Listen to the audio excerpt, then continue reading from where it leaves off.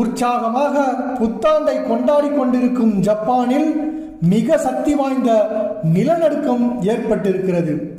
ஜப்பானின் மேற்கு பகுதியில் அடுத்தடுத்து சக்தி வாய்ந்த நிலநடுக்கம் ரிக்டர் அளவுகோலில் 5.6 முதல் 7.6 பதிவு செய்யப்பட்டுள்ளது. இந்த பயங்கர நிகழ்வை அடுத்து சுனாமி எச்சரிக்கை விடப்பட்டிருக்கிறது. இந்த பயங்கர நிலநடுக்கத்தை தொடர்ந்து கோயாமா, இசிகாவா, நிகாடா, ஹயோகா பகுதிகளுக்கு சுனாமி எச்சரிக்கை விடப்பட்டுள்ளது. 5 மீட்டர் உயரத்துக்கு சுனாமி அலைகள் தாக்க வாய்ப்பு இருப்பதாக தகவல் வந்திருக்கிறது. அங்குள்ள மக்கள் பாதுகாப்பாக இருக்க உயரமான இடங்களுக்கு செல்லுமாறு அறிவுறுத்தப்பட்டுள்ளார்கள்.